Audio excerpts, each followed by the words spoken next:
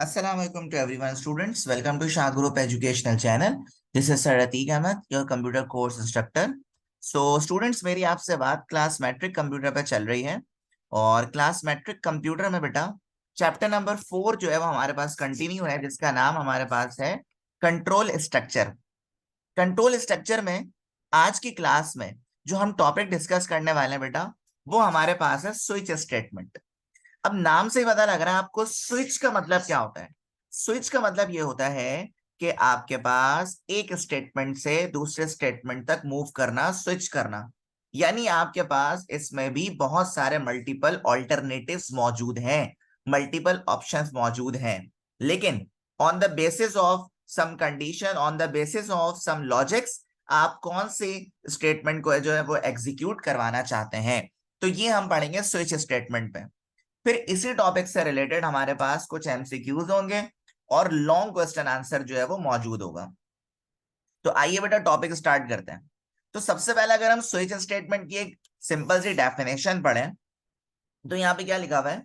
A switch statement is a control statement that executes a set of logic based on the result of a comparison between a controlling expression and the label specified in the switch block। तो बेटा switch statement आपके पास एक तरह का control structure की kind type है, एक तरह का कंट्रोल स्टेटमेंट है जो मुख्तलिफ सेट ऑफ लॉजिक्स पे बेस्ड करता है, जिसका जो रिजल्ट है ना स्टूडेंट्स, वो कंपैरिजन पे आता है। ठीक है, अब इसको हम मजीद बेसिकली कैसे डिफाइन कर सकते हैं, देखिए मैं आपको समझाता हूं। यहां पे यही बात लिखी हुई है कि select one of several alternatives when selection is based on the value of a single variable और एन एक्सप्रेशन।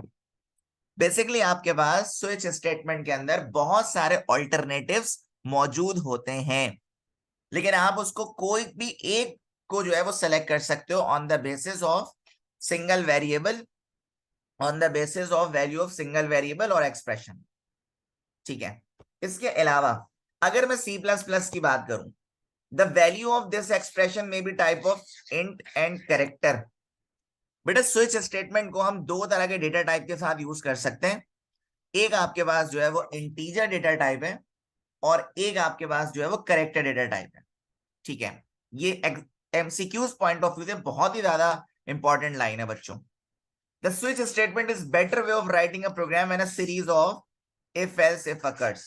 स्टूडेंट याद रखिएगा, इससे पहले जो हमने टॉपिक डिस्कस करा था वो हमारे पास था इफ एल्स इफ, जिसमें हमने देखा था कि हमारे पास बहुत सारे ऑप्शंस जो है वो मौजूद होते हैं, लेकिन अगर कंपैरिजन किया जाए इफ एल्स इफ में और स्विच स्टेटमेंट में, तो स्विच स्टेटमेंट जो है वो आपके पास बेटर वे ऑफ प्रोग्रामिंग कहलाता है। ठीक है, अब मैं आपको सबसे पहले इसका सिंटैक्स दिखाता हूं, इसका स्ट्रक्चर दिखाता हूं, तो आपको बात समझ आ जाएगी।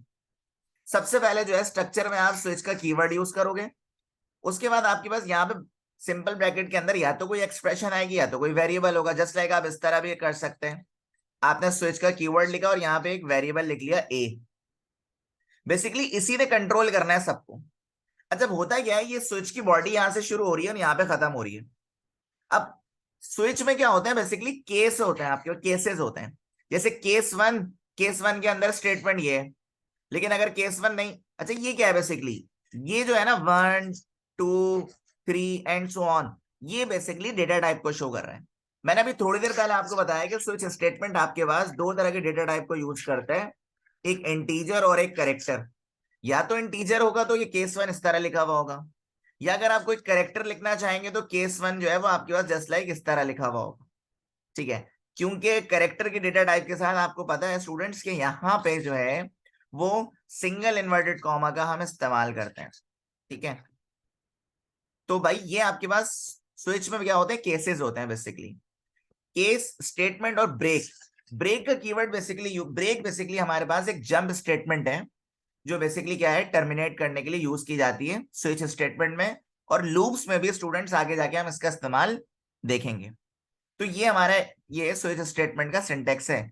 जब सारे केसेस खत्म हो जाएंगे तो आखिरी जो स्टेटमेंट होगा आपके पास, जो कि एक ऑप्शनल स्टेटमेंट है, जो कि आपके पास एक ऑप्शनल स्टेटमेंट है, मैंडेटरी नहीं है, जो कि डिफॉल्ट का स्टेटमेंट है। लेकिन एक बात का ख्याल रखना है आपने, जितने भी केस हैं उन सबके पास स्टेटमेंट टर्मिनेटर नहीं है, कॉलन है, बल्कि ये कॉलन का सिंबल है। इसी तरह डिफॉल्ट के आगे भी आपके पास क्या है, कॉलन का सिंबल है। ठीक है, तो ये आपके पास स्विच स्टेटमेंट है। इसकी प्रैक्टिकल इंप्लीमेंटेशन करके देखते हैं स्टूडेंट, तो हमें एक बात बहुत अच्छे से समझ आ जाएगी। आपकी बुक में एक बहुत ही जबरदस्त एग्जाम्पल है, वो क्या है पहले हम इसको जरा देखते हैं, फिर इसको कंपाइलर पर रन करके भी चेक करेंगे। क्या लिखा हुआ है? Print name of day, checking day number. सही, ये सारी चीजें आपको पता है, मैं इस पर बिल्कुल बात नहीं कर रहा, मैं मेन फंक्शन पे आ रहा हूँ। सबसे पहले आपने एक वेरिएबल डिक्लेयर करा, ठीक है, DOW के नाम से आपने एक वेरिएबल डिक्लेयर करा। सही है, बेसिकली ये डेट ऑफ वीक या डे ऑफ वीक कह सकते हैं आप, इसको शॉर्ट फॉर्म में लिखा हुआ है। और इसके साथ जो आपने डेटा टाइप लगाई है वो आपने इंटीजर टाइप की डेटा टाइप लगा दी, ये आपकी डेटा टाइप है बेसिकली। ठीक है, अब आपने यूजर से पूछा enter number of week day 1 to 7, 1 से लेकर 7 तक जो आपके डे नंबर होते हैं उसमें से कोई सा भी नंबर बता दो। यूजर ने कोई भी नंबर एंटर कर दिया और वो डाउ के वेरिएबल में सीन के जरिए क्या हो गया, स्टोर हो गया। अब जो स्विचिंग होगी ना वो इसी वेरिएबल के थ्रू होगी। तो यहाँ पे क्या लिखा हुआ है, स्विच DOW डाउ। अब आगे देखें जरा काम क्या हो रहा है। स्विच की बॉडी यहां से शुरू हो रही है और यहाँ पे खत्म हो रही है। पहला केस देखिएगा, पहला केस लिखा हुआ है केस 1 कॉलन सी आउट की statement insertion operator Sunday. Case 1 में हमने लिखा हुआ है संडे। अगर यूजर मिसाल के तौर पे एंटर करता है 1, तो 1 पे उसको क्या नजर आना चाहिए, संडे। और अगर यूजर 2 करता है तो 1 तो यानी आपके पास हो गया फॉल्स, तो वो ब्रेक हो जाएगी ये वाली स्टेटमेंट। फिर 2 पे आएगा मंडे, यूजर 3 इनपुट करता है तो ट्यूसडे, यूजर 4 इनपुट करता है तो वेनेसडे। इस तरह चलते चलते चलते 7 तक आ जाएगा। लेकिन अगर यूजर ने इंसर्ट करा 8, तो 8 पे क्या आएगा, बेसिकली डिफॉल्ट स्टेटमेंट में जो लिखा हुआ है इनवैलिड डे नंबर। तो स्विच स्टेटमेंट में आप जितने चाहे केसेस को बना सकते हैं according to your requirement.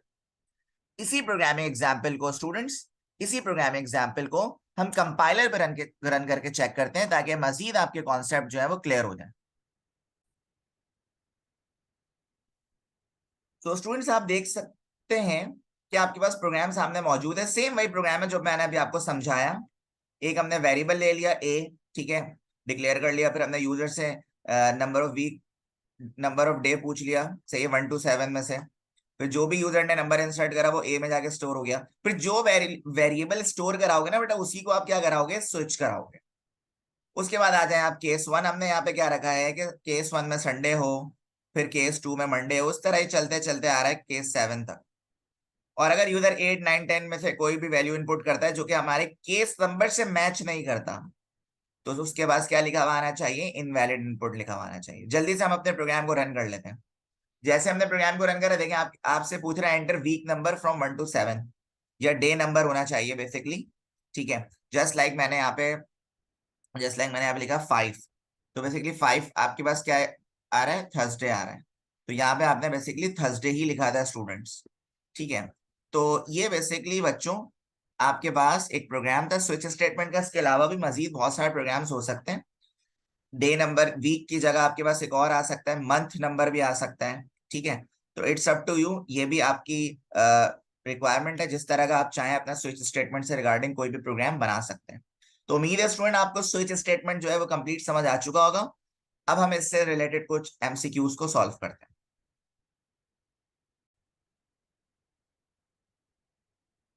MCQs number 1 में बेटा आपसे क्या कह रहे हैं, कह रहे हैं the switch statement the default case must be used. तो बेटा देखो आपके पास 4 ऑप्शन है, ट्रू फॉल्स बोथ या नन। तो बेटा मैंने आपको ये बताया लेक्चर के दौरान कि डिफॉल्ट स्टेटमेंट जो है वो जरूरी नहीं होता, तो इसीलिए बेटा इसका आंसर क्या होगा, फॉल्स। MCQs नंबर 2 कह रहे हैं which of the following operator is used after case keyword in switch statement. बेटा केस का जो कीवर्ड हम यूज करते हैं स्विच स्टेटमेंट में, उसके बाद कौन सा ऑपरेटर, कौन सा सिंबल यूज करते हैं, बेसिकली हम कॉलन का सिंबल इस्तेमाल करते हैं केस के कीवर्ड के साथ। इसी तरह default statement is dash in switch statement. अभी मैंने बताया डिफॉल्ट स्टेटमेंट आपके पास बेसिकली क्या होता है, ऑप्शनल होता है। Case and dash are also part of switch statement. Case के साथ और क्या, कौन सी चीज होती है जो स्विच स्टेटमेंट का पार्ट होती है, वो बेसिकली आपके पास होता है डिफॉल्ट स्टेटमेंट होती है। ठीक है, break statement is used with dash. Break statement को किस पर्पस के साथ यूज किया जाता है, तो स्टूडेंट्स ब्रेक स्टेटमेंट को देखो, मेरी बात को समझना, स्विच के साथ भी यूज किया जाता है, लूप्स के साथ भी यूज किया जाता है। तो बेटा इसका जो राइट ऑप्शन है ना आपके पास, वो होना चाहिए बोथ बी एंड सी। ठीक है, तो स्विच एंड लूप्स दोनों ही इसके राइट ऑप्शन है। इससे अलावा आपके पास लॉन्ग क्वेश्चन आ सकता है जिसमें आपसे पूछा जा सकता है define switch statement with structure and example. तो इसमें वही लिखा हुआ है, switch statement in C plus plus, test the value of a variable and compare it with multiple cases. जैसा कि आपको मैंने बताया कि सी स्टेटमेंट में बहुत सारे केसेस मौजूद होते हैं और यूजर जो भी नंबर इंसर्ट करता है वो केस नंबर से मैच होना चाहिए, तभी केस जो है वो क्या होगा, एग्जीक्यूट होगा। और अगर ऐसा नहीं होता तो आपके पास प्रोग्राम का कंट्रोल जो है स्टूडेंट्स को किस में चले जाता है, डिफॉल्ट में चले जाता है। ठीक है, ये मैंने आपको इसका सिंटैक्स बता दिया स्टूडेंट्स। स्विच स्टेटमेंट का सारा सिंटैक्स मैंने अभी आपको बहुत अच्छे से एक्सप्लेन करा। और इसके अलावा ये एग्जाम्पल जो आप सामने देख रहे हैं, जो आप अपने नोट्स में भी देख सकते हैं या अपने पास नोट डाउन कर लीजिएगा, इसी एग्जाम्पल को मैंने अभी आपके सामने कंपाइल एंड रन करा अपने compiler Dev C plus plus में। तो उम्मीद है स्टूडेंट्स आपको लेक्चर समझ आ चुका होगा। सो अल्लाह हाफिज टू एवरीवन, टेक केयर।